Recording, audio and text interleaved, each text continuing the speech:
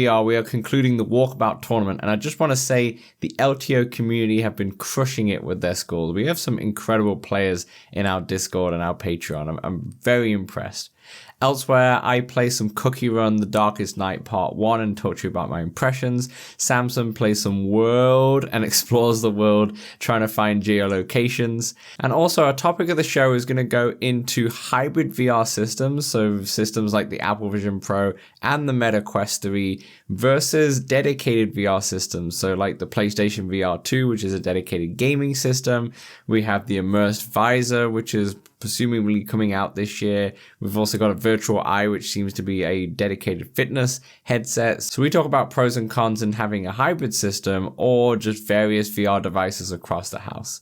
All that and more, so let's talk Oculus. Let's Talk Oculus, a VR podcast, is proudly sponsored by the good folks at Patreon. If you want to support the show, join us on patreon.com/Let's Talk Oculus. What's up, Oculus nerds? Welcome back to Let's Talk Oculus, episode 125. I'm your host, as always, Dan from Playtest VR. I'm joined by my co-host, as always. It is Samson, rocking his Walkabout mini golf putter from Hello Real. How are you doing, Samson? Yes, I'm doing well, Dan. And you know why I grabbed this, Dan?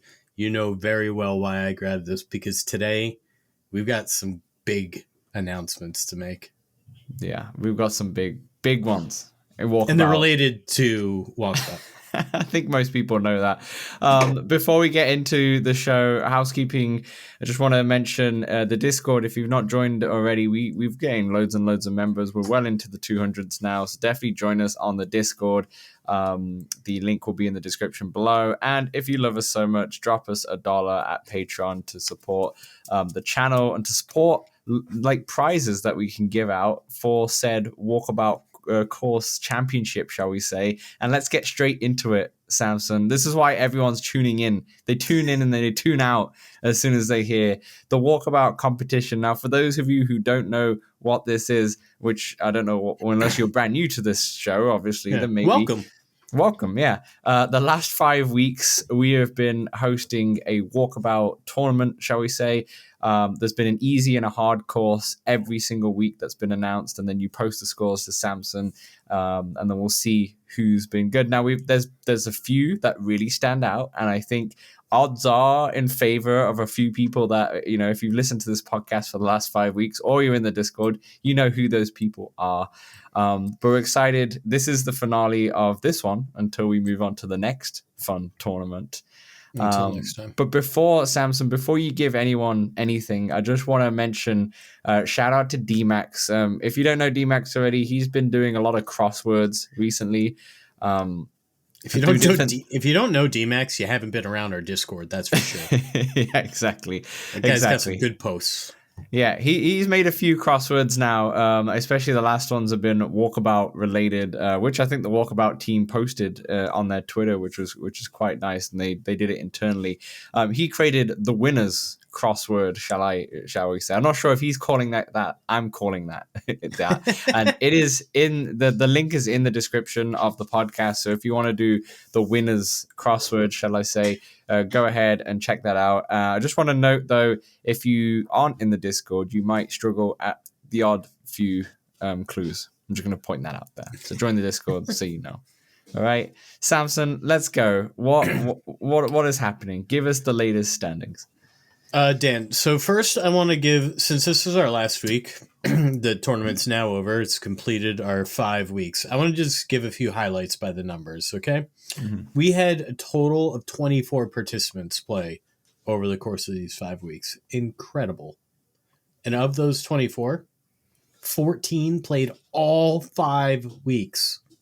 That's incredible. I was not one of them. You were not. I didn't want to call you out, but you were not. I was. And actually, when I randomly generated the game winner, I won it. And I was like, all right, do that again. You'll just buy yourself something. Yeah, exactly. So if you add up all our scores, Dan, a total of minus 533. So that's everybody's scores added up. Yes, sir. We're pretty good golfers here in the LTO community. That's a fun stat. That's a fun stat. I like it.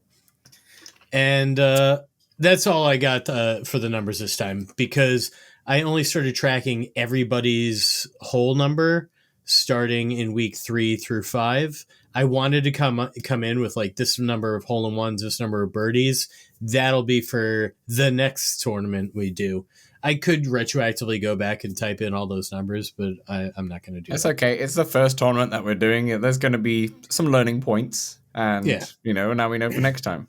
Precisely. So now getting into the winners of week 5, starting with Tourist Trap Easy, which is the OGest of OG courses in the game. Yeah.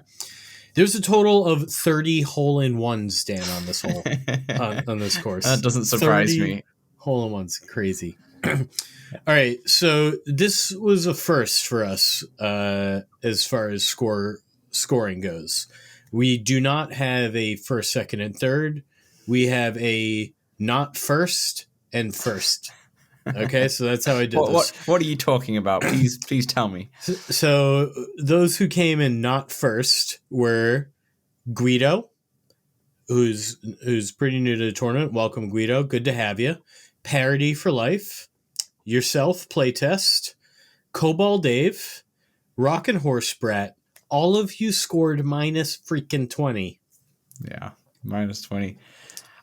I just want to point out something because I did mine today, and I did this one on my own, and now you told me already that a lot of people were at minus 20.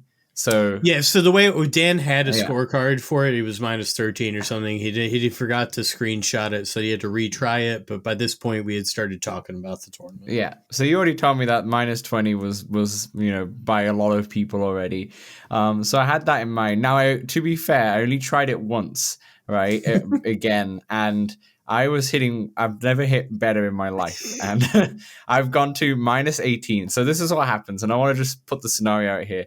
The 18th hole for Tourist Trap Easy, essentially you have to go through all these different, like, I don't know, these flutes kind of thing. You're going down these chutes into different areas and such, and it's very straightforward to get a par per se, unless you miss a chute, because you go down one chute, then you're on next platform, you go down another chute. So I was on minus 18, and I'm like, okay, people are on minus 20. If I just follow this chute pattern, I'm just going to finish at minus 18. So I turned around and I remember with this hole, you can just get it to the green in one shot. And I was like, I'm and ahhing because I was like, minus 18 is the best score I've ever gotten in this course.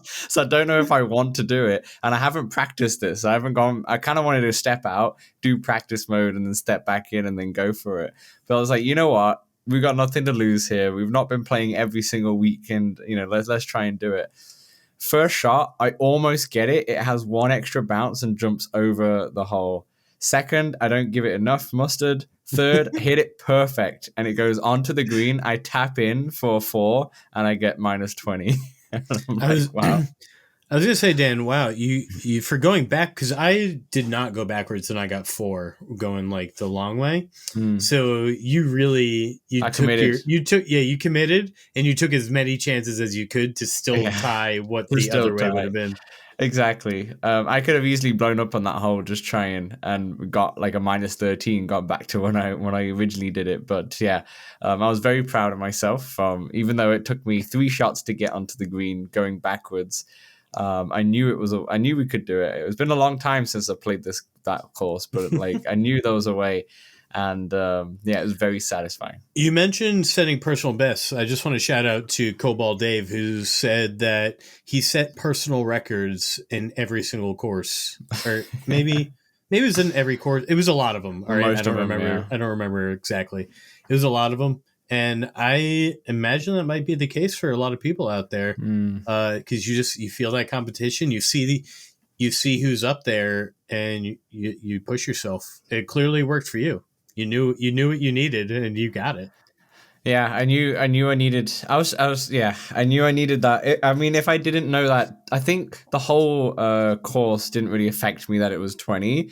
But on that last hole, obviously, otherwise I would have just gone the conventional. I was like, I'm hitting minus 18 is the best score ever. I'm not going to go that other route. But yeah, having having that score in my back of my mind, I was like, okay, let's go here. But yeah, that was mighty fun. But yeah, who came first then? Because we had about 5 people coming second. Who came first? Yes, 5 people came in second, and in first with minus 24 was Destiny 11. So big congrats. Big congrats. Because that's 4 strokes building that lead that we all remember from last week. So last week he was 5 shots ahead of Parity for Life. Now, after this call, he is now 9 shots ahead for Parity for Life. We're looking for a bit of a miracle, a bit of a blow up by Destiny. Maybe, he forgets to save and he gets 36. I think Destiny knew that they didn't want to cut it close. They had 4 hole-in-ones on this course for them. 4 hole-in-ones. Wow. Impressive. Wild. Very impressive. Their scorecard is quite nearly literally binary. Yeah. So shall we move to the hard course? Let's get to the hard course. You get it. Let's do the hard stuff. All right. We have a tie in this one, but it's for second. So I gave a third place here. Before you get into it, the hard course is Coyote Valley hard. Just for everyone who's not sure. Yeah. Yes, sir. Thank you. This is the one who's got some wind in there. It's it's not the hardest of them, but it's tough. It's got some tough ones. That one hole where it's on the wind is on. That's anyway. So in third place, Cobalt Dave with -9. -9. Big congrats. Very aggressive. This is a hard course. It's a very hard course because you do have the wind. You're hitting into the water many times on this course. So it's hard to get low scores.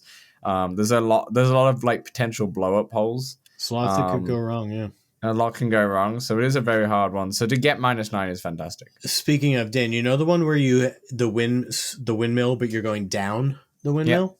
Yeah. So I take first shot. I don't hit it hard enough. It goes right down the crevice. Second shot, I'm like, all right, I give it a little bit more. Goes in the hole. No way. Oh, yeah. Wow. Did you have a recording of this or did you not record? I didn't record it, but that's impressive. I've never seen hole-in-one for that one. I think it happened. I don't know what number it is. I'm nearly certain this is how it happened. He's been dreaming about this. Or it went really, really close.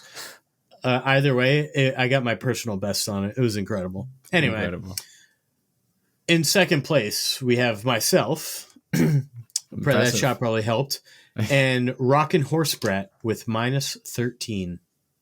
Fantastic. I mean, I think I was with Rockin' Horse Brat when she did that, actually. I believe. Yeah, I think she hit -13 because essentially when I did it, I was with her and a bunch of her friends. And I'm not gonna lie, they were fantastic at Walkabout. And they were the nicest people ever. I was kind of intimidated when I went in because I was like, oh, there's like 6 people in here. This round's gonna take ages, and it still did take ages. But they were all like really, really good, and they helped. They were in Widow's Walkabout, and then because I came in, I said I need to do Coyote Valley, and they exited their game just to go in and play Coyote Valley with me. And every hole they were showing me I think one hole I went first, but every other hole they were showing me exactly where the best shots are and such. They were like, oh, the first hole you got to hit it up this ramp, second one you got to go up here, all these places that I've never really hit before. And I just want to give a shout out to Rockin' Horse Brat and her crew because they were like the nicest people who I've met for the first time ever, in a way. Because obviously you meet people and, you get accustomed to them. These are just, I don't know any of these people, but they were like really helpful. She wasn't a horse brat? No. Is a horse brat a thing? I don't know. So now I'm thinking like a rockin' horse, and then like a brat is something you use with the rockin' horse. I don't know. I don't know. But yeah, shout out to Rockin' Horse Brat's crew. But yeah, she got -13. I remember one of her crew members, I forget his name, maybe Matt or something like that. He's not in the competition, but I think he got like -16 as well. So that's crazy. There's some great players in there. Yeah, I managed even, but yeah, great players. But anyway, who came first? And then in first place with -16 Destiny 11. This guy. Wow. But Dan. Yeah. There's a but. There was somebody else who got minus 16 as well. Oh, there's a joint first. Yeah. Parody? You see how I buried the lead there? Yeah, it was parody for life. I was going to say, I thought parody was outside the top 3 there, but wow, parody and... Well, that makes sense. Like, the last course we do, the 2 top players by quite a margin, right? By quite a margin. Tie on the last hole and such. And it's very impressive. And big shout out to Parody for Life and Destiny, because they're both amazing players. And I need to play with them, at least one of them, just to see what's going on there. With these scores. Yeah, incredible stuff. Shall we move on to the total winners for the competition? Yeah, let's move on to the overall standings. It's going to be a big chunk of the pod today, but we knew this. That's what everyone's here for. Join us for the inception of the LTO walkabouts. All right, what is our totals? So for the total winners of the competition, and we have in third, Cobalt Dave with minus 133. Amazing. Like Cobalt Dave is I think he was my favorite going in, just because I always knew how good of a player he was when it came to Walkabout, and he loves going into practice mode and trying it out as well and such. And then I think with his fiance, they also play as well now. So like he's got lots of time in Walkabout, and I always knew that he was going to be up there. And if it was a betting man, which I sort of am at times, depending on what the sport is, I would have definitely put my money on Dave. But that's without knowing Destiny and Parody for Life, how good they are. Should we start gambling on the LTO Walkabout tournaments? I don't know if we can do that. It might have some legality issues state to state. Sports gambling's legal in my state. I don't know. Anywho, who came second? In second place, drum roll please, Parody for Life with minus 175. Impressive. So near, what's that? I'm not good at math, but that's like 50, right? 40? 40 shots, yeah. Around a 40 shot difference from Dave to Parody for Life, yeah. It's wild. That is wild.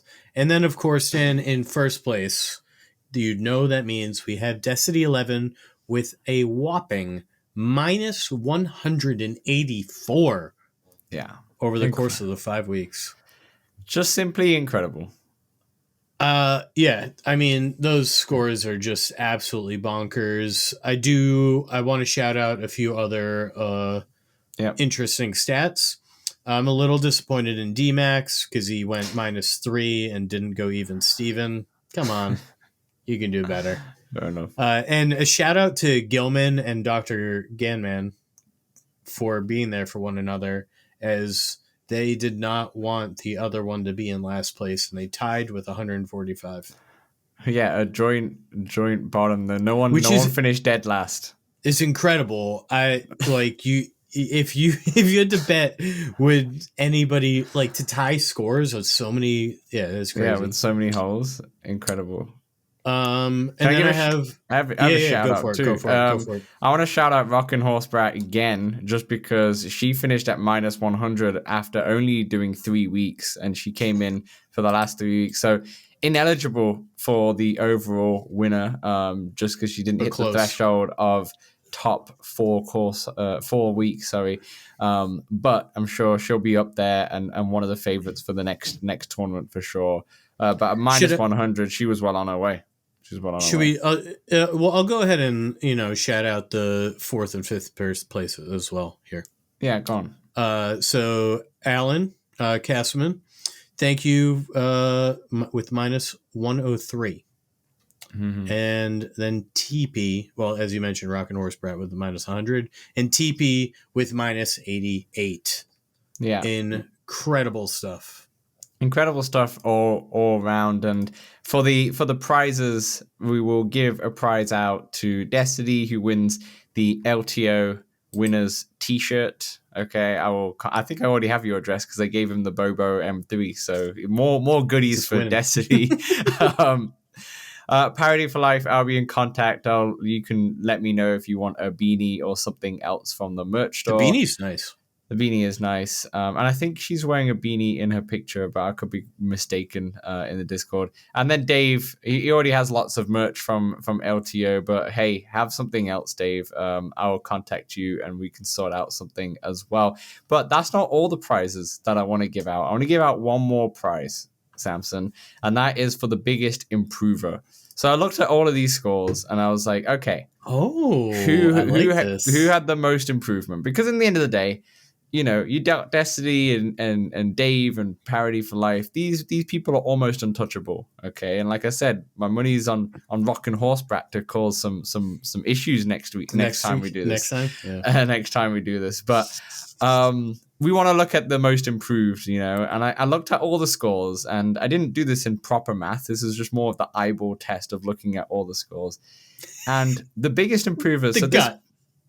This person started off on positives. You know, he got a 0 in the first course, and then a 2, and then he was like -2 and 9. Like, he's looking at single figures. But after the second week, he went double digits. For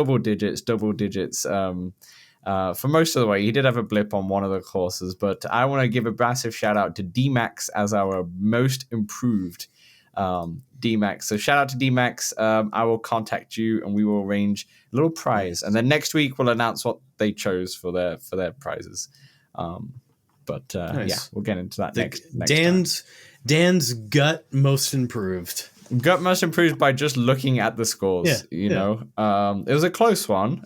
Kimberly was up there as well. I thought she did really well in terms of like consistency and such. And then Alan did really, really well and such. But you know, you can't give prizes to everybody. It's facts. Otherwise, we run out of Patreon budget and all sorts. So, but yeah, massive shout out to D-Max and the other 3 winners. Of course, I'll contact you after the show. Very nice. And Dan, that's not all the winners from the tournament, because as we know, I care a lot about participation, and we've got 2 participation prizes, and I have already selected the winners. Of the 24 people who played at least 1 week in our LTO Walkabout Talkabout tournament, Steam Duck won the game from all those participants. So big congrats to Steam Duck. I've already been in contact. We haven't selected the game yet, but we're on it. And then of the 14 people who played every week, and I mean, holy crap, Dan, 14 people played 5 weeks in a row with us. This is wild. This is the first time we've ever done this. This is wild. Anyway, a big congrats to Dr. Gan Man, who has selected Vox Machina. So I will be sending that his or her way. I don't want to, assume there, but I did assume. Fair enough. Anyway, there we have it. That is our Walkabout standings. Impressive all around. But that's not all, Samson. We got something to announce in terms of the next tournament right now. Go on. You're the one who's in charge. No, we will be taking this week off, and then we will be doing this essentially the same way we ran it this first time, except we will be including all of the DLC courses. We will run once again for 5 weeks, and then we will probably take another week off after that. And I do want to get a doubles game in, but I want to get another round. I want to try and grow it a little bit more, and it's just easier when you can play solo. I think to get people participating. You know, I care about the participation. But then, Dan, there's something else I got in the works, and I have not worked out all the details at all. So I don't want to say exactly what it will be, but it will be ideally late April, and it will be a whole lot of Walkabout jammed into a really short period of time, ideally with a monetary prize. So there we go. We'll stay tuned for that. But yes, we'll be back for another round of Walkabout after a week off, for sure. And then I'm gonna have to think of different prizes for people. I can't just be giving the same T-shirt out every single time. You could just have like basically the same one, and then just change like a number 2 or number 1 for each tournament. Something like that, maybe. We'll think. Maybe we can get really creative with some of these prizes. We do want to have 5 weeks to pull something up out the bag. But all right, that will do with the walkabout. Let's move on to what we've been playing for the rest of part 1 here. Samson, I know you have a jam-packed list of what we've been playing. I got a few. Yeah, you got a few. I'm going to start first. So I've only been playing one game, but it's a brand new game. Okay, I have jumped in to Cookie Run: The Darkest Night Part 1. I jumped in. You did it. You did it. I jumped in, right? Because I've been trying to test out this Bobo VR S3 a lot, and I'm not gonna lie, I've gone back to my standard Zyber strap now, just for a moment. Sometimes when you wear the Bobo strap and also just the Kiwi strap, the battery one, sometimes you do feel the weight like overall, and it's like, you know what, I want a light strap sometimes, and so I've gone back to the light strap. I like my Bobo, but that Bobo looks huge.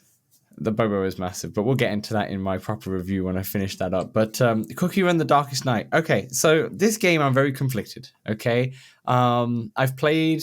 I'm not sure how long I've played, but maybe like an hour and a half or so. Okay, I've like done the opening mission. I've gone into the main hub world, and now I'm the like second main quest and such like that.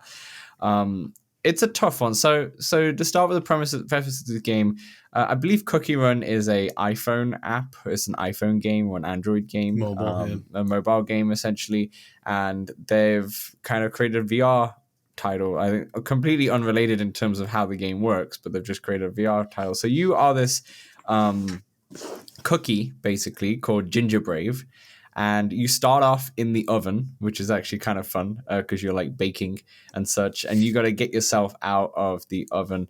And once you get out yourself the oven, you know, you just need to get back into your own hub world because you're getting overrun by this like Dark Lord who is, I don't know why. I don't know what the story is behind this person, but basically he doesn't like ginger cookies. He's just not a fan of them. No. Or chocolate gumdrops. He doesn't like them either, if that makes any sense. So you play as the cookie, okay, and you play it all in first person and as a perspective of Ginger Brave, the cookie, right? So everything is much bigger than you, which I think was a cool concept. But there's a lot of issues with the game. So let's start off with the positives. First of all, it's very charming. The art style is really nice. It feels like I'm just in like a Conker's Bad Fur Day or a Banjo-Kazooie from like a PS2 or PS1 era kind of feel. You know, there's some good in that, and there's also some bad in that. You have you have weapons like candy canes that you're using. You know, you can get swords and daggers and such, but you start off with like candy canes and such, and then you have like an inventory bag where you can eat these like little meat gumdrops kind of thing and revive your health and such. But it's a very charming kind of art style, and it's a very kid friendly game. But like I said, that Conker's Bad Fur Day, that Banjo-Kazooie, that kind of like it speaks to that kind of demographic, and that's really fun. The characters are really good. They're voiced really well. Good graphics and such. The melee, going into a negative a bit, the melee combat is much worse than Assassin's Creed. You thought Assassin's Creed's combat was bad. This is really bad. You're just swinging. There's like, nothing do you to not it. Do you get like describe it a little bit? You're just swinging. Or whatever? You're not. It doesn't teach you anything like that. Like you can like when someone's attacking you and they're hitting you with your sword, you can kind of parry a little bit like that. But you're kind of making this up on your own. There's no like official parry system or anything. But like you can't block it. You can. But you like, can block it with your you can block it with your candy cane. But you're essentially just swiping at them. Essentially, right? It feels like you're fencing with them in a way. You have other weapons like a slingshot and such, which is kind of finicky. This game doesn't feel very polished. There's a lot of stuttering as you're moving. There's like a lot of frame drops and such as you're moving sometimes. when your inventory bag is very infuriating. So in like a lot of these games where you can put your weapon on the side as a holster or something like that, right? Or you can put it behind your back and you can bring it out and you can use your weapon and such like that. For some reason, sometimes when you put it behind your back or in your like holster, quote unquote, by your hips, they just don't go on there and they just fall onto the ground and such. Sometimes they attach, sometimes they don't and such, and it's a bit annoying. The bag is the bag, your inventory bag is kind of annoying because you have to grab it from your chest and then you gotta open it by opening your hands, and then the inventory bag opens and then you can interact with it. Where I think I may be spoiled by something like Walking Dead, where you can just grab it from the back and you can just interact with it as soon as immediately. For some reason, when you pause the screen, it doesn't pause the game. Like you still get attacked when you've paused it and such, which is annoying. So you got to go hide. Yeah, you got to go hide before you can pause the game, which is a little bit odd for this type of game. There's a lot of times where so right at the beginning, because it's not spoiler or anything. When you escape the oven, you have to jump from the oven onto the I don't know, the cupboard or something like that, right? Mm-hmm. But you press the A button and you can't jump. You press the A button, then it changes into third person view, and you're like watching a cutscene of the cookie jumping over, and then you're back into first person, and it cuts into like Resident Evil. It is exactly like Resident Evil, and it cuts through the third person often when you're doing things. And every time it goes into third person, I'm going, you know what? This game feels like it would be better if it was primarily a third person platformer, like a Moss Book 1 or 2 and such like that. It feels like it would be much, much better, more enjoyable that way. And then maybe, I don't know, maybe there's some sort of combat mechanic that you can jump into first person as you're doing combat if you wanted to. Kind of like is it Rogue Ascent, I think, does that or something like that. No, Arc Haxer does that and such. That would have been cool, but it's not really like that. And there's other stuff that's kind of annoying as a VR player. Like you're going down if you need to go down a ladder, you just press the thumbstick up, and then it just teleports you down the bottom of the ladder or anything. You're not. But then if you want to go up the ladder, you're actually like climbing it like a VR game, and then when you climb up, but you can't climb down. You can't climb down. Then when you get up to the top of the ladder, it just teleports you where you need to be rather than you just actually physically going off. So it's a bit odd, but that's fine. It feels very much like a PS2 game in a way. That's not the worst part. It's just very janky. And when I played after you did the intro and then you get into the hub world, you're in that hub world for so long of just talking to people, and I'm like, this is going RPG, on for right? So long. I don't know if it is an RPG. It doesn't feel like an RPG because I'm not really leveling like up. Choices. Okay. No, I'm not really doing any of that. There's shops and such where I can buy and like craft weapons and whatnot, but there's not like any. I'm not like leveling up my character at all. Gotcha. Or anything like that. But yeah, it's just one of those like. I don't know if I want to play more of this game. It's a shame because it feels very polished in terms of the art style and the story and how it looks like and all that stuff and the voice acting and everything. But then when it comes to actual gameplay, it's like the two teams. The artistic team art team did a great job, but then the gameplay team just didn't put it together, and it just doesn't. Yeah, it's if you can fight through the finickiness of the glitches and the lame ass combat in a way, then it's fine. But I don't know if I'd recommend this at all, to be honest. Gotcha. I don't know if it's a good concept, but I don't think they did it right. And I'd be surprised if there's a Darkest Night Part 2. It feels underbaked. That's exactly right. It feels very underbaked. Either underbaked or when you're about to bite into the cookie, it just crumbles. It's a bit crumbly. Yeah, it's a bit crumbly, right? It's not like got a soft center and you chewing. No, it just breaks. Yeah, it's more like a biscuit than a cookie, if that makes any sense. But yeah, that's what I was playing. I've been playing that over the weekend, to be honest. We have a long weekend in Canada, and I've been playing a bit of that and then testing other stuff with the Bobo. But that was the main game that I've been playing, and yeah, just not for me. What holiday is it in Canada? Because I know it's President's Day. Family Day. Family Day. You have a whole day in Canada for families? Yeah. We care about our families. Incredible stuff. Yeah, we care about our families. Not so much our prime ministers, but our families, yes. It's family. Wait, is like everybody off, or is it like a government, like school teachers are off? But no, I was off. Everybody is off. Yeah, wow. I think it's Canada wide. We have some holidays which are only BC and only actually I think it's most BC has a holiday every single month, and it's just for them. Saying this. Yeah, but I think I'm pretty sure Family Day is Canada wide, national. So, but yeah, that's that. What have you been playing? Give me one of your titles. I'll give you all 8 of the ones I've been playing then, and I'll start with Population 1. I got into a little private lobby of Pop 1. We got about 8 people in there.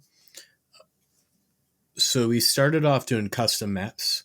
I'm not sure you've done these before, but they're user-created maps that you can then go play in. So we did this one that it felt like Inception. Buildings coming in from all directions. You can launch yourself, right? There's like super push or something. Wow. I don't know. And there's pads all around where they'll send you flying, and then you're just flying around. It feels so cool. That was a very fun map. Custom maps is always fun. I just think back to when I was playing custom golf courses in golf games, and I always have the most fun with them because they're so wacky, but sometimes they're actually really, really good. Yeah, they were good. The first one we did was a Wild West one, and I did not enjoy that one as much because you couldn't fly or climb. Yeah. You were just very grounded. We did do Nuketown, which is from like Call of Duty. That was pretty fun because I was a healer with a harmonica, and I enjoyed playing healer. I like that kind of stuff. Yeah, fair enough. And we got to this one level where there was a meteor rock at the top, right? And it had all the legendary guns, but it was kind of hard to get to. Eventually I kind of got up there, but there was an opponent there who just killed one of my teammates up there. So I was hiding and I waited for them to, feel like they were a little comfortable up there.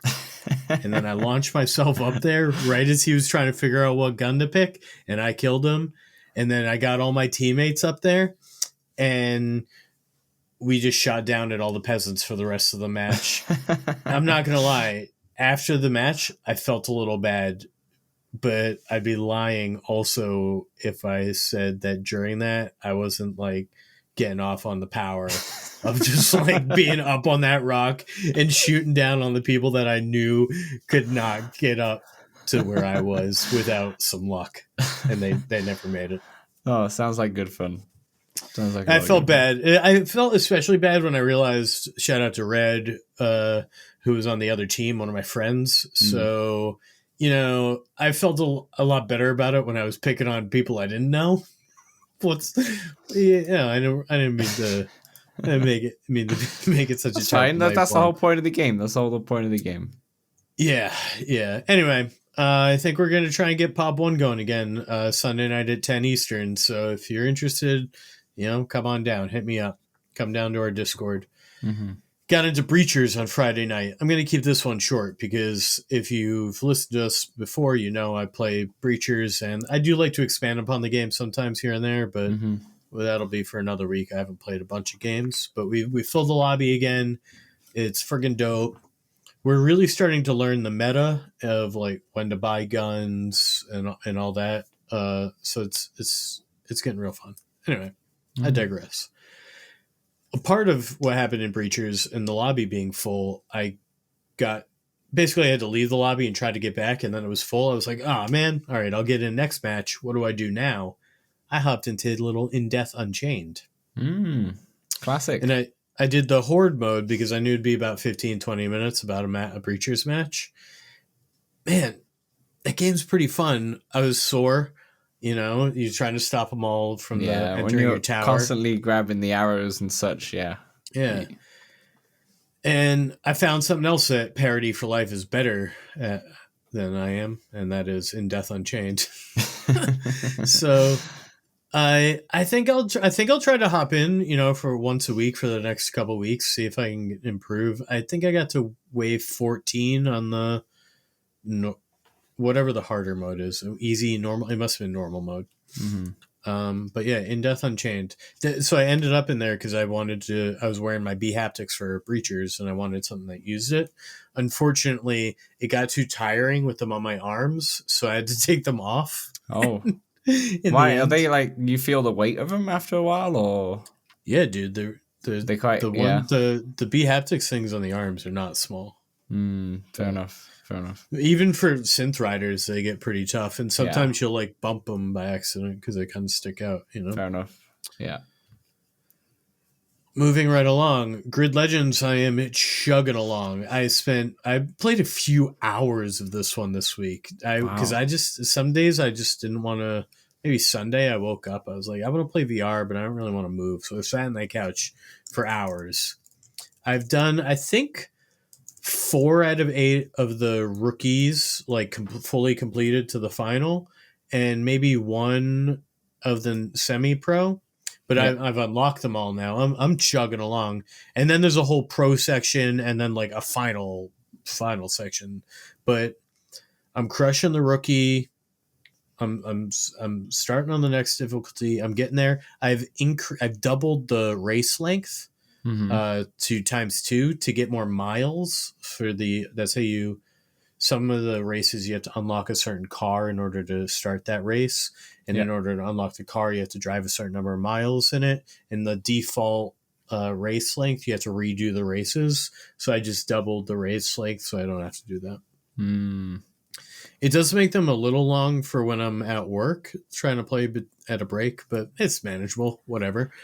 I also dropped the frame rate down to 90, and it's running butter smooth. Butter smooth. The game looks freaking good to me. I don't know. I wish you could use a wheel for Grid Legends, obviously, but you can't. But I need to send you. There's a Reddit post that Grid Legends obviously doesn't support a wheel, but there's control options that you can use motion tilt for both controllers, and they're like, that.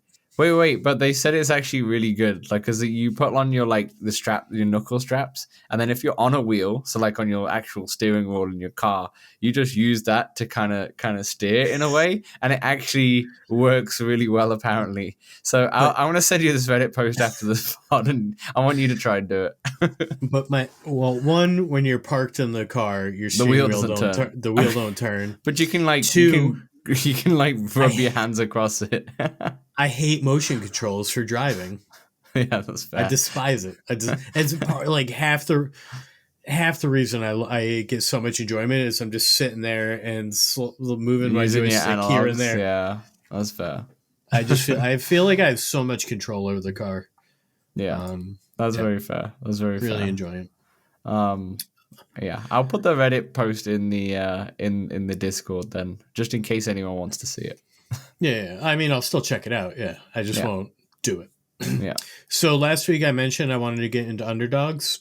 I got back into underdogs and I made it to the final freaking boss, and I died. No way. Oh, that's so sad. I haven't played it for a while. What are the bosses like? Are they really? I feel like you're going to be sweating a lot in those Dude, so bosses towards the end. It took me a little over an hour, I think, to crush the whole run, if you will. And I didn't really know at any point what was the final thing until, afterwards I looked it up. I was like, was that the final boss? And I don't want to spoil anything, but it's epic enough where you sense that this is the final boss. And you start at one point, instead of in an arena, you're working your way sort of through hallways, if you will. Mm-hmm. So you get the sense that you're kind of working your way towards something grander. Yeah, super fun. I'm in the midst of another run right now. I don't think I'm going to win. My right arm is pretty destroyed. I've got a nail gun that I like, but I have this movement thing where it slides. It's like I'm on ice skates or knock, cool. I imagine. And at first it took me a while to get used to it, but I'm loving it now. Like I just throw myself and I just slide like I'm on ice skates. It's fantastic. But unfortunately, it'll be gone when I die. Fair enough. Fair enough. All right, I've saved the most fun, Den. I almost feel like I've rushed to this one. I've had an absolute freaking blast in World with 3 O's. In World with 3 O's, I don't even know what that game is. Tell me what about that game. World with 3 O's. I think it might have just recently gotten an update. I don't know. I'd hopped in when it originally came out. I wasn't that impressed. Yeah. But now there's this game in this. I don't know if anybody's ever played geolocation on Google, but essentially you are placed somewhere in the world and you can move around. It uses Google Maps Street View, and you move around dot by dot, and you try to figure out where you are. And I've been playing personally with a group, and we're all working together, and then we all make a guess on. You have a map like of the world, and then you zoom in. You try to figure out where you are, and you all guess, and whoever's closest. We're playing together, so all our points are added together. Sure. But whoever's closest usually gets a big congrats. That's cool. We have so much. It's so cool. So I'll be honest. I'm not the best deducer when it comes to maps, but I love exploring these places. And so shout out to the Pollinator who I've been playing with, who is the most detail-oriented cartographer person I've ever met. Incredible stuff. Immediately you'll be like, all right, the sun's in the north, so we know where we, using the shadows on the ground, things I never would have thought of. That's amazing. It's incredible stuff. A couple unique things I've seen. A couple times we've been placed inside of a museum, inside of a building. And so that's a tough one because you can't usually move much. You kind of look outside the window. You hope that you can get a sense of landscape. And one of the times there was a lot of the Dalai Lama. So you had a sense you hoped you were in China. It ended up actually that one being in Wuhan, China, I believe. I don't know. There was also a Tibet Museum one, but I'm confusing which one was which, I think. Fair enough. So that was tough. A cool one was Botswana. There were no obviously street signs or nothing. I don't even know how the Google Maps dude or person got there, but Botswana was crazy. And I saw butt in Ireland. You saw butt in Ireland. Yep. Can you care to elaborate on butt? An Irish bloke moons the Google Earth photographer, and then in the next shot, if you went one away, was laughing and smiling. Yeah, I can get that. Irish or UK, I can see that happening quite a lot. That sounds fun. I've seen. I don't really go on TikTok, but my partner does, and she showed me once. There was this person who's really, really good at it. Like he'll pick something in particular, and then he'll know exactly where it is. But then he's now stretched it to like sports events and such. So there's one person. There was a really, really good one where someone was like, "Guess what this game is? This match was," and it was like a match crazy. From the 90s soccer or whatever. And he took the picture. It was a picture from a TV, and he looked at the picture and it was like, "Okay, I'm looking at these." I think it was like guess the stadium. I think that's what it was actually. And he was looking at the jerseys, he was looking at all the like advertisements on the advertisement boards from the 90s, and he managed to guess. He's like, "Oh yeah, this must be this stadium," and he knew that's exactly. Crazy. I'm like, wow, that's so impressive. People are amazing at these things, and that's really cool that you can do it in VR. I will say, so when we first started playing, we didn't realize you could have private rooms. So a couple people joined. We had a kid join us, but we were in a meta phone call, right? So we weren't using the voice chat. So I hopped into the game voice chat to tell this kid we weren't going to be talking to him and to let him know that. But he he was like, yeah, that's cool. And then he was kind of making noises. So I came back. I was like, hey, man, you mind like muting your mic? He's like, yeah. So he must have just wanted to like mess around and just see wherever we took him. I don't know what he was doing. Nearly certain his parents didn't know that he was hanging out with a bunch of adults. But, you know, if he's going to end up with adults, I guess he ended up with a safe crowd. So, you know, if I your don't know. parents You out went to there, Ireland be more looking. careful. You went to Ireland looking at butts, so Yeah, I'm not too sure about that. We didn't show the kid the butt, all right? We didn't show the kid the butt. And we also heard a really wholesome phone call. Some lady was talking to her, I think her grandmother was just like, I love you more, I love you. Oh, bless. Anyway, then we learned how to make private rooms, so now we don't have to deal with people. Yeah, very well. Fair enough. And that's everything that you've been playing. Yeah, I mentioned last week I wanted to get into border bots. Unfortunately, I got into everything else I just mentioned. So border bots will hopefully be played this week. Yeah, I feel like you're fine. You know, that's a lot of games already. There's only so much time. But yeah, what are you doing? Fit that extra one in there. Trying. Fit that extra one in there. It was really just more grid because that's what I would have. It's amazing that I mean, you're not really playing Golf Plus anymore as much because Grid's kind of taken over. Yeah, Golf Plus I'll play with my friends, but they've been like my in real life friends, if you will, childhood friends, and they have been busy. So yeah, fair enough. Have not been playing much Golf Plus, but Walkabout every week still. Yeah, absolutely. Perfect, fantastic. All right, so that's the Walkabout and what we've been playing. That will do for part 1.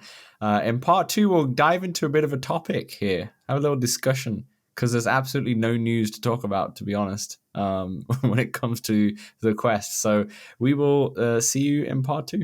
Hey, we know public lobbies in VR games can be a bit toxic, feel a bit empty at times. That's why we created the Let's Talk Oculus Discord, a friendly community that you can join for multiplayer meetups, general VR chat, the game, and chat about VR, fitness motivation, and there's even a very impressive 3D printing channel.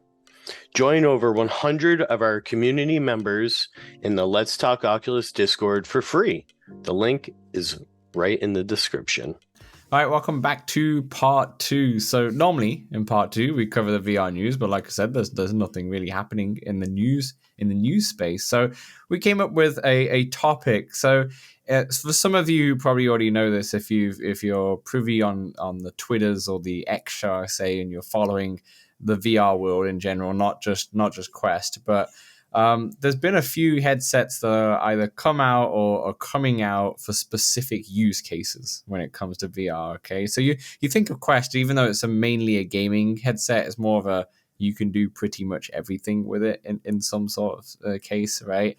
But then you look at something like the Sony PSVR 2, that is a gaming device, right? There's nothing else that you can do on that. You can't open up a laptop and have multiple screens. You can't do VR chat in it, I don't think, at least for now. Actually, I'm not too sure.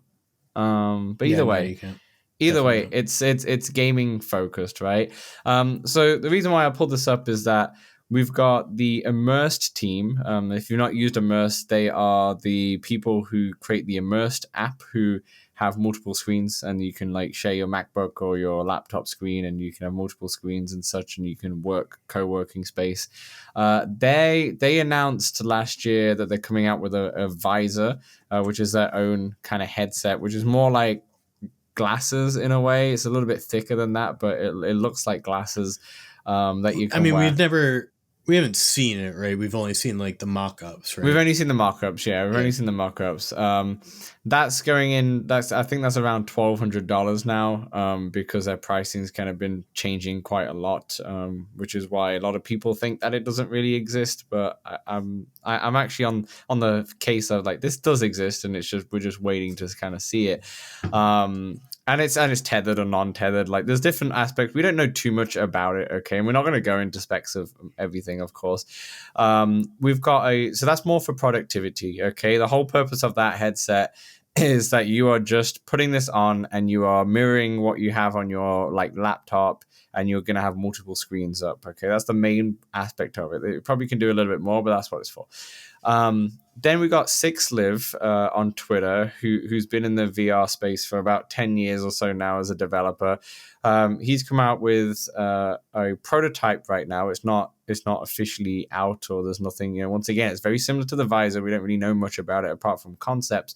But he's come out with the VI headset, or the virtual eye, I think is what it stands for, headset, which is more geared to fitness. So essentially, there's a VR glove that you can put on. So if you're like lifting a weight, it can tell if you're doing a rep or so.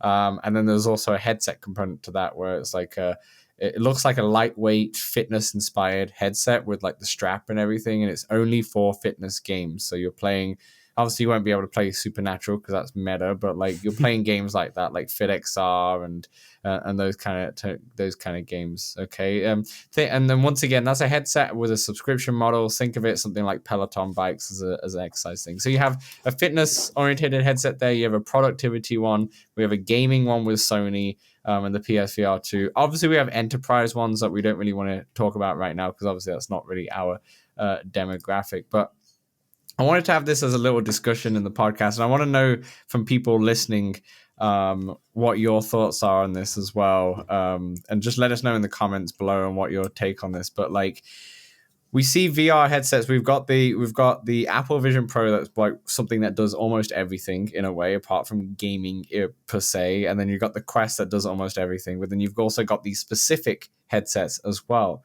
right? Where are we like going? Like, is there a world that we could have multiple headsets? Like, Samson, could you imagine one day in your house where you would have like 4 different types of headsets for 4 different things? Like, would you have a dedicated fitness headset and a Quest 3 and such, or are you the type where you're happy with just the one that will do it all decently well, and that's enough? That's enough for you?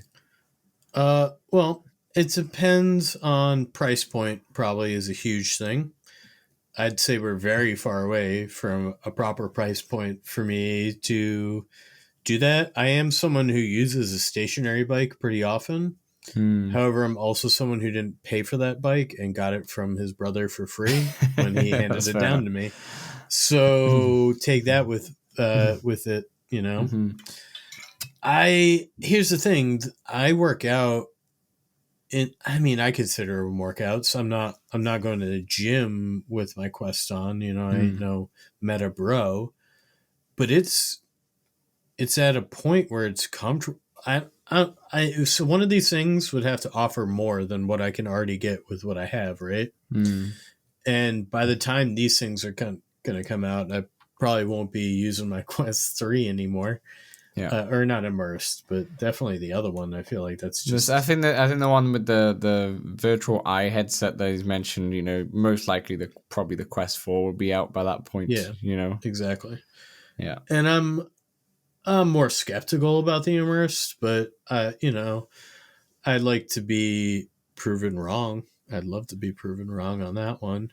Yeah, but it's also very expensive, and so I could see I think the Apple Vision Pro is an incredible screen, right, for watching content and doing that.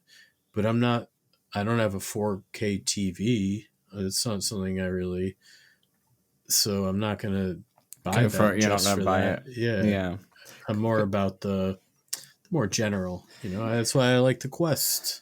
Because so that's the thing. So the reason why it's a good thing to have these VR specific devices is because fitness and productivity is a great one, right? One thing for both of those that share is comfortability. Like, you need to be comfortable wearing that headset. Where with gaming, you kind of can get away with it. Like, we can have something as big as a Bobo VR S3 that's big and heavy, but at least it's comfortable to wear whilst you're playing games and such like that. But for productivity wise, you're not really going to use that when you're in a coffee shop as much, or for fitness wise. I've been testing out the Bobo and it's been fine fitness wise, but it's definitely way more comfortable when I'm wearing the Zyber Elite strap or the Kiwi battery strap, which is a little bit better weight balance as well than the Bobo S3. It's a little hint of how the review is going to go. But like that's the reason why, right? So it's like, okay, if we focus just on fitness or we focus just on productivity, we can make sure that the needs of this specific headset is perfect for that use case and that use case only. Okay, it's probably not going to have all the bells and whistles and be powerful enough for a gaming headset. Like say the Immersed Visor, for example, which is fine because you're not going to use it, but because you don't need all that stuff, you can make a much lighter headset. Right. I still don't quite understand the 6 Live VI headset. Is it like it's just count and dump like like it's just counting curls for me?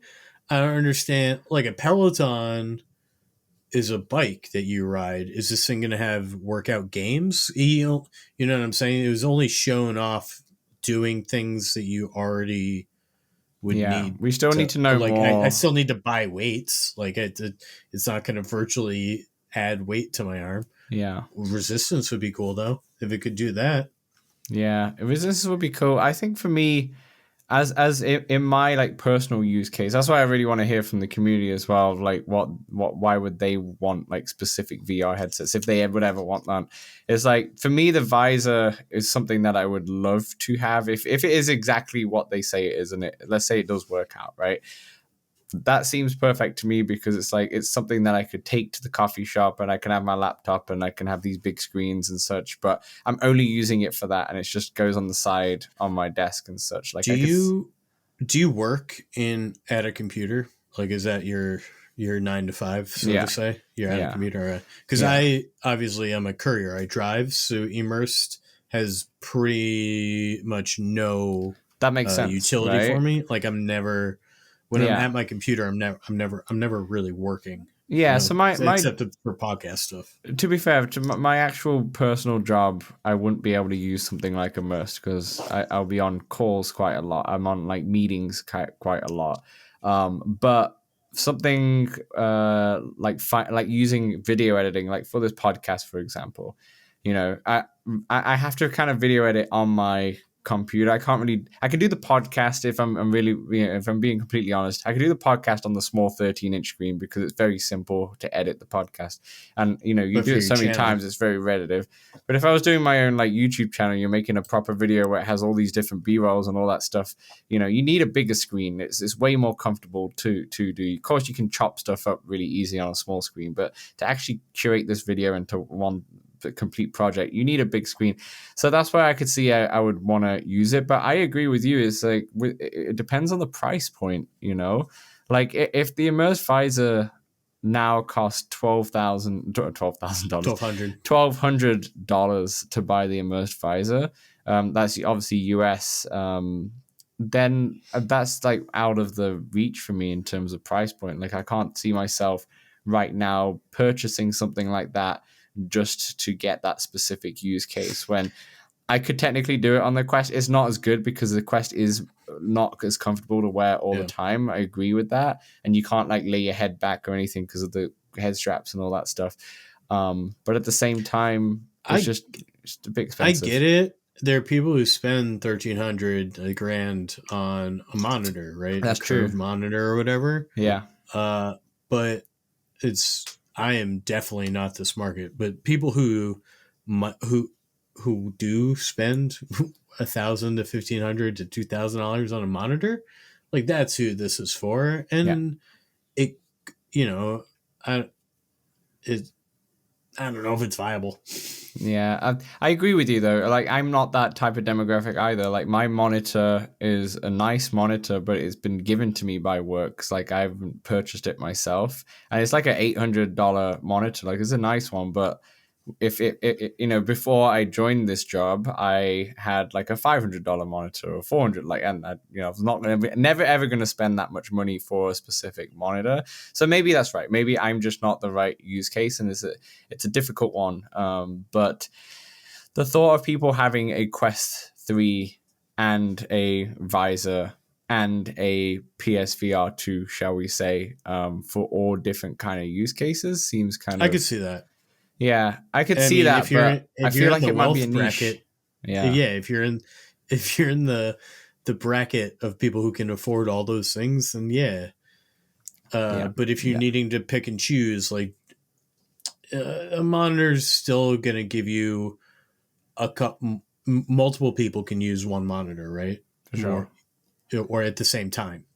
Yeah, Certainly. there's so many different perks of having something as universal as a monitor, right? But I get it, and Immersed could be very cool and be very incredible for some folks who are in that situation. But I'm you already know I'm skeptical of the thing up front, and two, it's a niche. Yeah, it's just like the Apple's for a niche of people who can spend that much money, right? for now, a yeah, tiny. I think Apple's Tiny more in the niche. Quest 3 camp, though, right? Of actually having a device that can do pretty much everything apart from potentially gaming. But that's very similar to their Macs to a point, right? They're really big on, well, even though you can only do one screen, I guess, from your Mac, but they're big on the multiple screens and flat things More than anything. And Yeah. whereas and it's very, I feel like Quest is way more social, whereas Apple's is way more solo. It is, individual. yeah, which surprises me, and I think Apple might fix that moving forward with software and getting more. I think right now maybe they've not focused on it as much just because of how niche the device is going to be. But I think once the device becomes a bit more consumer friendly, I can see them pushing more social interactivity into that. So the other thing before we get into a few more specifics here is that I guess the ultimate one would just be that modular headset, right? The HTC Elite Vive Elite headset is a fairly modular, and when I say fairly modular, it kind of isn't, because the main thing in terms of modular is that you can change it to, you can put it with glasses and just have it tethered, and you can have it like I forget the headset that you just use just for viewing. It's kind of like an Oculus Go. Or you can attach it fully and you get the full VR headset and Pimax? such. No. Or you got the rumored Valve Deckard, right? You've got the rumored Valve Deckard, the Steam machine, the Prism apparently, which has obviously been rumored and heavily from, sadly, as Bradley. We've seen a lot of stuff from him, who obviously came on the show a couple of weeks ago, where it will be like just a standalone VR headset, but then you can attach a module at the back to make it more powerful, or you can remove that and have it more comfortable for lower powered apps and such like that. That seems to be like the perfect balance, where you get the one headset and the user kind of decides how to build it out and such. If they need that extra module, or if they don't need it and such. I do think a VR centric workout, like, $200, I could, if it was extremely comfortable, sweat resistant, was easier to clean, all that jazz, if that thing was built for me to sweat in that thing, I could see myself spending that and doing that. Yeah. But right now the Quest does it at a good enough degree where I don't really feel like I need something specifically does that. Yeah. And the worry about these, well, not worry is probably the wrong word, but these headsets coming from more, let's say, indie developers, or not big corporations, right? Not like people like Meta or Google or such, that they are going to be expensive because they have to be, right? Hardware is tough, yeah. Hardware is really tough, and the Quest 2 and the Quest 3 obviously still, I mean, even the Quest 3, even though it is pricier, subsidized, right? It could easily cost more. At a loss. Yeah, it's selling at a loss, and that's very common when it comes to, I don't know if the PlayStation is, but I remember it used to be, and so was the Xbox back in the day, of like selling at each one a loss, and then they make their money through content and such.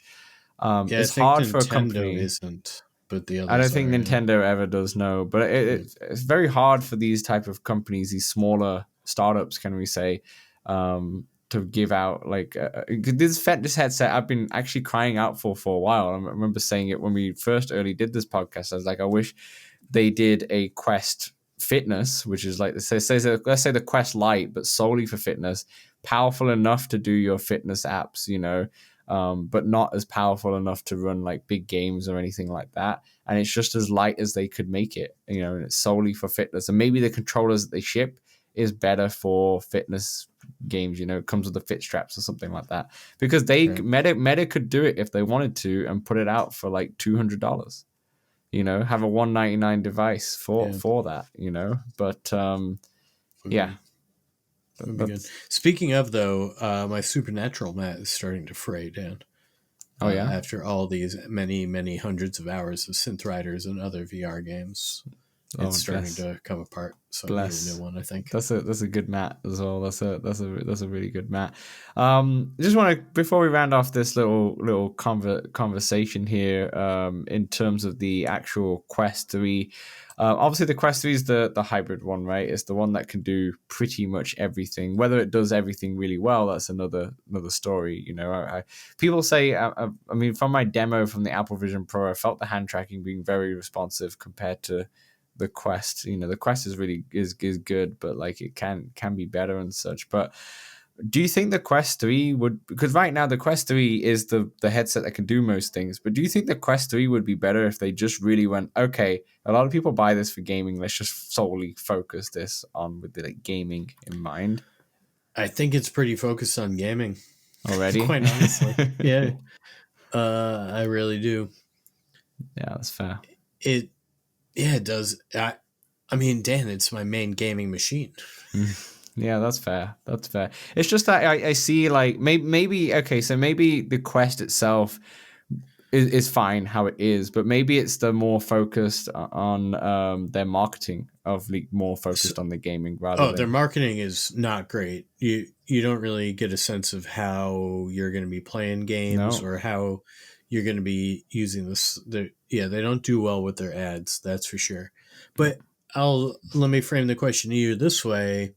What could they do to make it more of a gaming machine? I think if they think about, I know the PlayStation VR 2 is not doing the greatest at all, but I think that's more Sony's investment into the content than anything. If they look at something like what Sony have done in terms of thinking of gamer specific features. So for example, the controller has like haptics on the triggers to improve the immersiveness of the games. The head strap has vibration at the top of your forehead, so when you get hit, you can feel that. They have eye tracking in there, and it's not eye tracking for Quest from Apple Vision Pro or Quest Pro purposes. The eye tracking is solely so you can use it for specific game mechanics. We can use eye tracking to look at the menus and make a selection, or you could use eye tracking. I think in Firewall you could select a gun from your like gun wheel. You could just look at it, right? So I think it's best utilized for foveated rendering on the PlayStation. I agree. I mentioned that when I talked about Cookie Run. They technically have foveated rendering, but it's the way where it's like they have this it's like fixed. Crop. Yeah, it's fixed foveated rendering where you look up and you can see it's all blurry until you move your head up, and then it renders and such. And I think any device moving forward, hopefully Meta know this. They must have done the research in it, but I feel like any device Quest 4 onwards needs to have eye tracking in order to like really be able to push that chip because of foveated rendering. But yeah, it gives you foveated rendering as well, and it's always been a mechanic in horror games and such with the eye tracking for PlayStation VR 2. So that's what I would say. I would say having gamer specific gamer specific features on there. That's what I would say, because then it will immerse the games even more. And I think the eye tracking is probably the biggest one. But the haptic feedbacks and such have done better with the Quest 3 controllers. And I like the Quest 3 controllers more than the PlayStation VR ones. I've told you about, obviously, the grip button, how that was the worst part of the PlayStation VR controllers. And they are big, right? You can hit your arms and such. They're kind of big, but at the same time, they did look cool and futuristic, but they had the haptics, right? And the haptics made a big difference. When you're on a bow and arrow and you felt the haptics, that was pretty nice, So yeah. Hopefully, I get to try it at PAX. Yeah. Oh wait, you've not tried the PlayStation VR 2 yet at all? No. I guess yeah.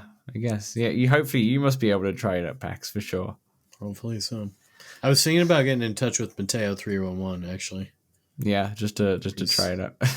Yeah, I think he's probably like a 90-minute trip for me. Yeah. That's a hop skip. I could get there in a day. Hop skip. Round trip. Yeah. You can't really buy and return. You went to a Seattle VR for a headset. day. I did, just for the Vision Pro. I did. Yeah, I absolutely did. Samson, back at you for one last question on this kind of topic, and you can obviously throw it back to me in a second. But aside from gaming, I mean, this is more maybe Quest 4 talk, which we can obviously talk about later on. I'll say later on, like in a couple of years.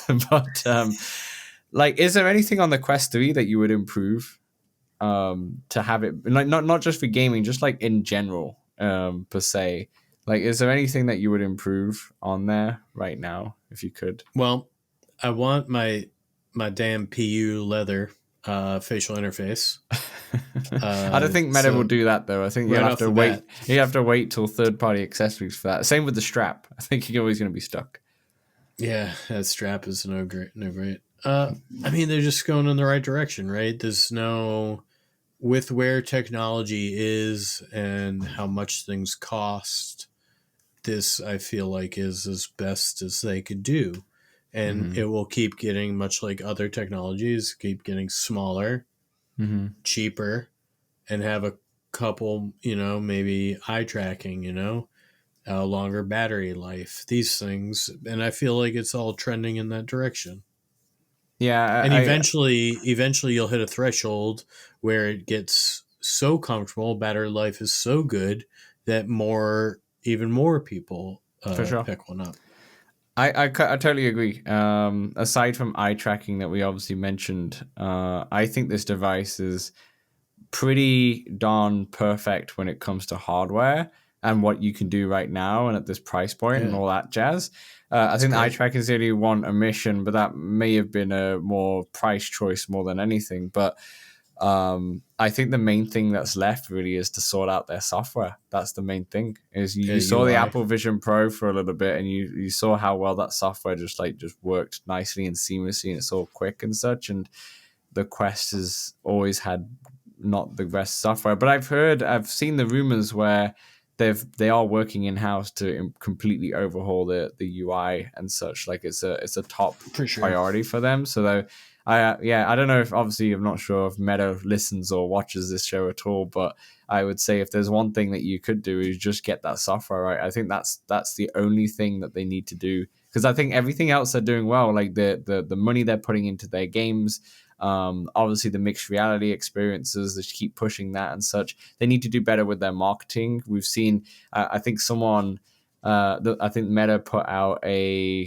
to-do list where they were like packing a suitcase, and they did like a to-do list, and then they took it down because they got a lot of hate for it and such. And they're going too much into the mixed reality to do things in terms of like cooking and such, where like they really need to stop with that. And like that was fun when the Quest 3 came out, because like, oh, you got mixed reality, you can technically do all these things.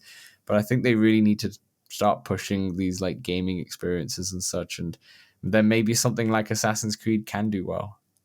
The PlayStation VR birthday's Thursday, the day of this release, and that's wild. It would be hilarious and awesome if Meta dropped big Meta exclusive gaming news on that day to try to supplant them. That would remind me of like the Mac PC days. How Zuck came out about Apple. That's what I want. The funny thing is I don't think they need to do anything.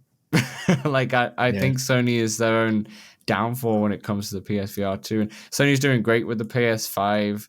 Well, not as good as they thought.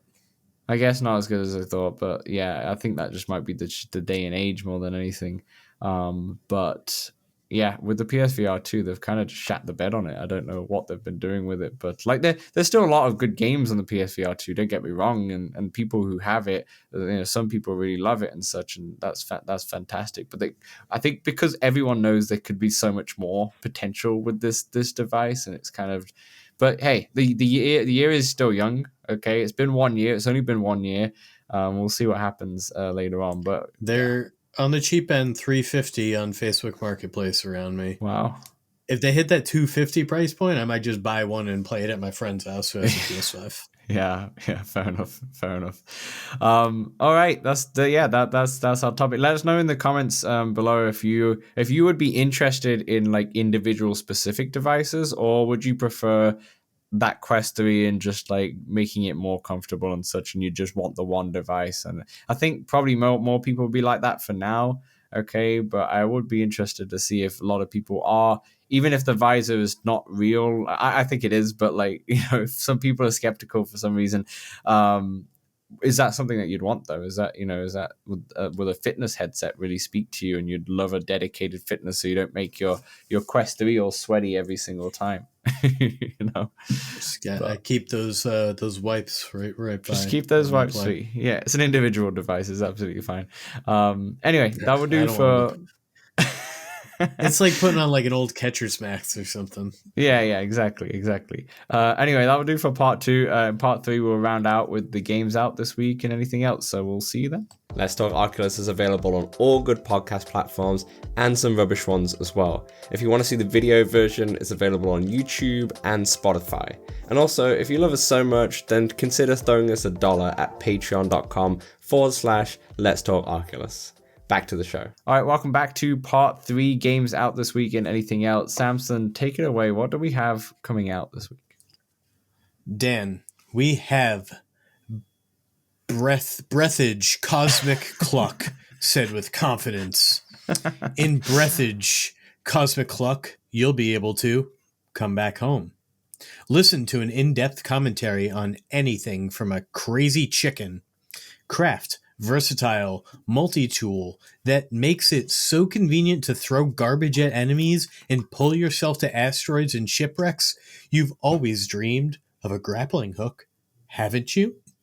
Explore outer space and collect all the garbage that has been dumped into it by humankind and an evil, very evil corporation.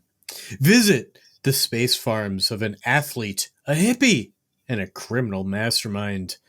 Fight a boss, just one, whose appearance you couldn't possibly have a clue about. Well, okay, you could. You just refuse to believe it. Save the universe. Okay, just the farm. But oh man, what a salvation it will be. Join the man in his space adventure, and your virtual reality will become much more real than ever before. That may have been. Dan, I have no idea what's going on. That may have been the worst reading. Not you reading it. The worst description of this game. I butchered that. I butchered it. I William Shatnered it like times a million there. Well, because I was so confused. Let's watch this trailer because I have no idea. So, after watching the trailer, and for the video watchers, obviously you get to see that. Audio listeners, I can't describe to you what it is. It's basically like, okay, you're in space, you're a spaceman, and you're doing tasks, but there's a chicken with you as you're doing it, and I don't know how to describe this to the audio listeners. I'm so sorry. You're just gonna have to watch the trailer for this one. It's a goofy game. I don't think I'm gonna get this one right off the bat. Probably watch some reviews. Yeah, we'll watch some reviews. That was I can't even describe it. Anyway, you just have to watch the trailer. Moving on, that was weird, dude. That was weird. It felt like I was baked or something like that. I was like, what is going on? I'm so confused. Anyway, moving on. The second game, Stranger Things VR, the game that was meant to be out in November, is finally out. So experience the world of Stranger Things from a never-before-seen perspective of Vecna as he explores unknown realities, forms the hive mind, and enacts his plan for revenge against Eleven and Hawkins. Players will invade dreams and memories of fan-favorite characters and harness telekinetic powers to possess minds and battle creatures.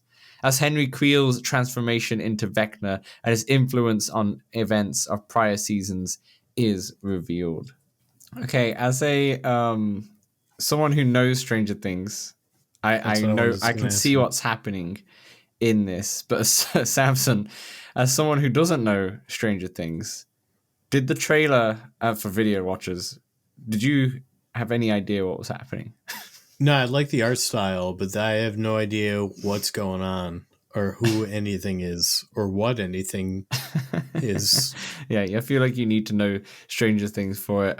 For those of you who obviously don't know, including Samson, Vecna is actually the evil person in the last series of Stranger Things, and it looks like you're playing as him instead, which is a really interesting take. Playing as him, well, it makes sense because he has like supernatural powers, and it might be fun to do that in VR. The trailer itself, it feels like a very messy kind of game in terms of what's happening, but it might be more clear once you're actually in it. This is a game that I was really excited for last year for around that spooky season. Now Sounds like you're not anymore.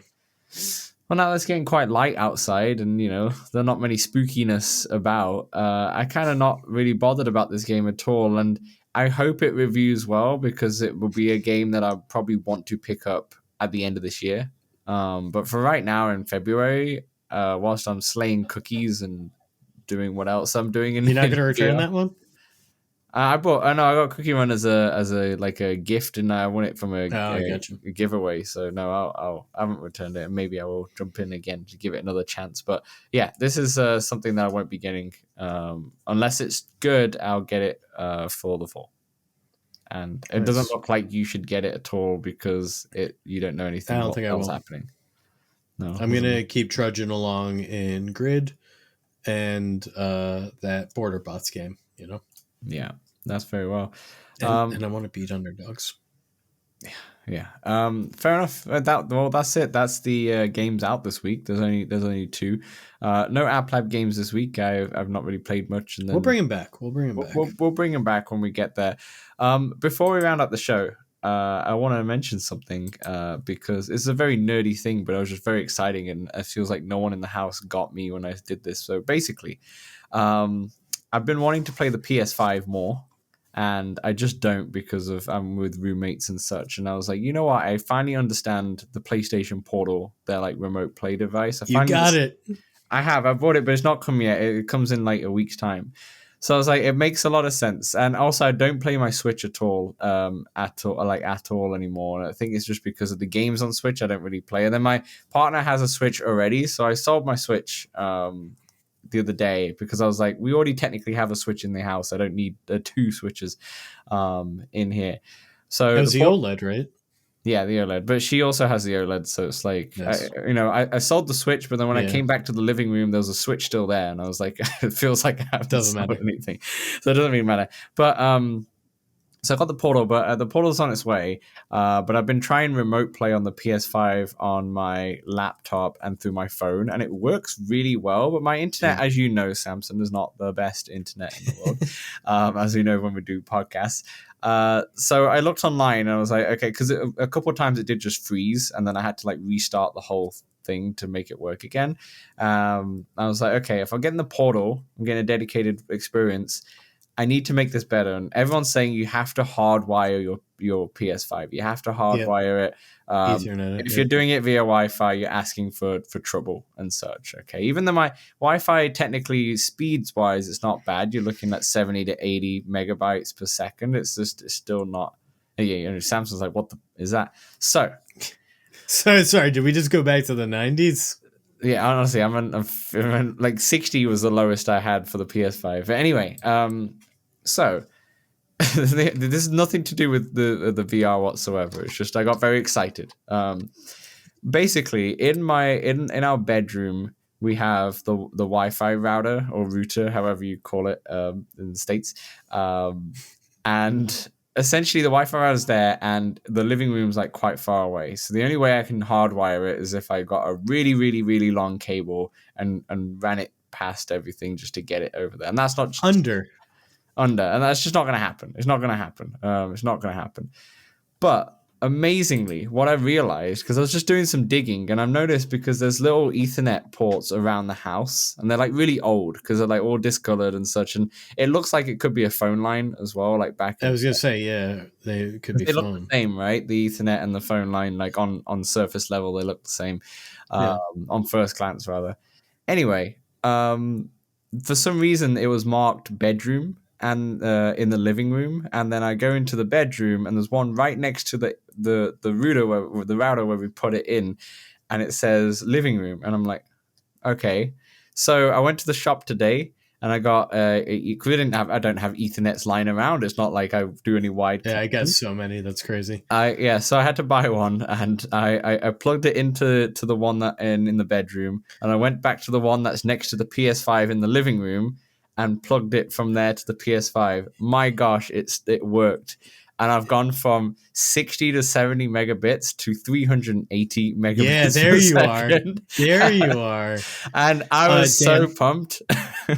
How much was this Ethernet from a store? Because I only ever buy them on Amazon for. It was 16 Canadian, okay. So like 10 bucks. Crazy. Yeah, not 10 bucks. No, not too crazy. You could buy more expensive ones, but this one did 10 gigabit Ethernet. And I was like, that would do. I just want to see if it works. So saying to the guy, I was like, I don't know if this will work. Can I return it? Welcome to the future, Dan. I've never had that many. I've never gone over the hundreds when it comes to megabits. So now we need to try and, because in the room where I'm doing the podcast, there's nothing like this around. So it just feels like someone did this when they first owned the house like 20, 30 years ago, and left it in there, and it was perfectly positioned exactly where my router is and exactly where my PS5 sits. And when it connected, and I saw it said wired LAN internet, connection, and I was like, and then I tested it, and it went straight up to like 380 or whatever it was. Honestly, then you installed all your games.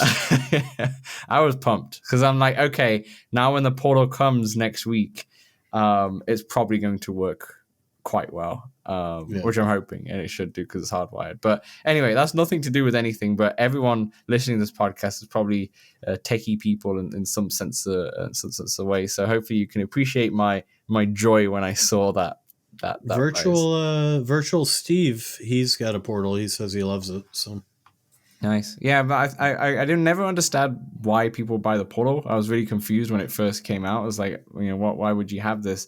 Now I realize when you don't have access to your TV all the time, and you kind of just want to play in bed, but you don't want to shell out too much for a Steam Deck and such to do that. You just want to play your PS5 games. This is it. It's a very niche market, but but yeah, I just wanted to celebrate that win. Nice. But perfect. All right, that will do for our podcast.